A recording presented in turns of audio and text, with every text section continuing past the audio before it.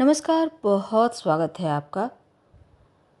सूर्य का राशि परिवर्तन होने जा रहा है 15 जून की सुबह 6:20 पर। वृषभ राशि को छोड़कर मिथुन राशि में सूर्य प्रवेश करेंगे और यहाँ पर देवगुरु बृहस्पति पहले से विराजमान हैं।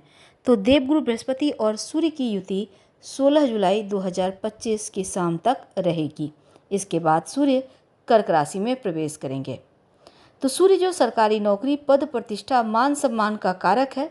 सूर्य का सुप्रभाव से जीवन में हर क्षेत्र में उच्च सफलता प्राप्त होती है, लेकिन अगर सूर्य खराब स्थिति में हो तो मान सम्मान में कमी आती है, पिता को कष्ट होता है, आंखों की समस्या होती है, कॉन्फिडेंस लेवल कम हो जाता है।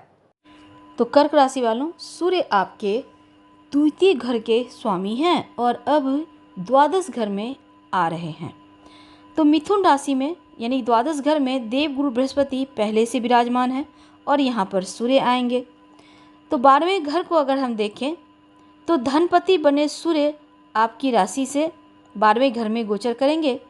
तो अनावश्यक रूप से धन का खर्च होगा। कार्य क्षेत्र में थोड़ी सी अस्थिरता या भ्रम की स्थिति या थोड़ा सा काम का प्रेशर रह सकता है।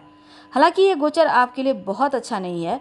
अगर आप प्राइवेट सेक्टर से जुड़े हैं या किसी विदेशी कंपनी से जुड़े हैं, विदेश में काम कर रहे हैं, विदेश से जुड़कर काम कर रहे हैं तो ठीक है, लेकिन काम में सुधार लाना होगा। अगर आप सरकारी क्षेत्र से जुड़े हैं तो सतर्क रहना होगा। और देखिए, पीठ पीछे कोई परेशानी ना हो, इसके लिए पहले से सतर्क रहिए। अगर आप घर से दूर रहते हैं, जन्म स्थान से विदेश में रहते हैं, तो खासकर आप संभल के रहिएगा, किसी कानूनी अड़चन में ना फंस जाएं, इसका भी ध्यान रखें। अनावश्यक खर्च हो सकता है, अस्पताल, कोर्ट कचहरी से जुड़ा खर्चा यहाँ पर आपको थोड़ा परेशान कर सकता है।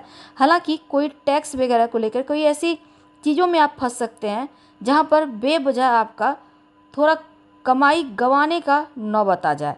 तो ऐसे में पहले से सतर्क रहें। जो विद्यार्थी हैं, एकाग्रता की कमी हो सकती है।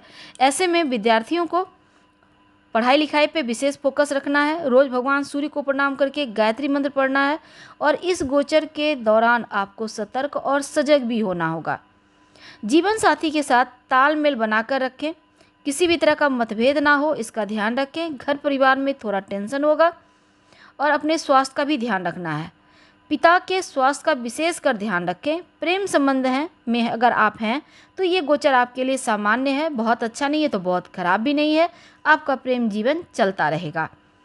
दाम्पत्य जीवन में थोड़ा कम बोलेंगे तो रिश्तों में प्रेम बढ़ेगा, परेशानी बहुत हद तक खत्म हो जाएगी।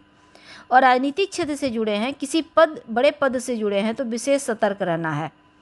अगर आप कोई भी काम करते हैं, सामने से नहीं आते हैं, पीछे से काम करते हैं, तो आपकी ताकत बढ़ेगी। और अगर आप सामने हैं एकदम से, तब थोड़ी सी परेशानी है। तो ऐसी परिस्थिति में आप जो चीज़ को नज़रअंदाज कर सकते हैं कीजिए, जो नहीं कर सकते उसको मुस्कुराकर चीज़ों को हैंडल कीजिए। तो कर्क वालों के लिए बहुत शुभ नहीं दिखता। आँखों का भी ख्याल रखना है और अगर रक्तचाप की कोई समस्या है, पहले से स्वास्थ्य में कोई समस्या है, तब अपना विशेष ख्याल रखें। और उपाय के तौर पर आप रविवार के दिन दवाइयों का दान कर सकते हैं या फिर आप गाय को गुड़ खिलाएं, आपके लिए बहुत उत्तम रहेगा। अब देखिए, सूर्य और गुरु की दृष्टि रहेगी आपके छठे भाव पर। अब दोनों ही ग्रहों का छठे भाव पर दृष्टि है, तो सूर्य का मिथुन राशि में आना, कोई अगर कोर्ट कचहरी में चल रहा है मामला, तो फैसला इस अवधि में आपके पक्ष में आ सकता है। हाँ, स्वास्थ्य के प्रति सतर्क रहना होगा। जीवन साथी के स्वास्थ्य का थोड़ा ख्याल रखिए तो अनुकूल रहेगा। और इस समय सूर्य का ये गोचर विदेश यात्रा के योग बनाएगा। और अगर कोई शत्रु विरोधी है तो वो दबे रहेंगे, आपको चाहकर भी परेशान नहीं कर पाएंगे। इस मामले में आप लकी दिख रहे हैं, तो शत्रु विरोधी पर विजय प्राप्त होता दिखेगा। हम आपसे विदा लेते हैं। जानकारी अच्छी लगे तब लाइक कर सब्सक्राइब करें। धन्यवाद।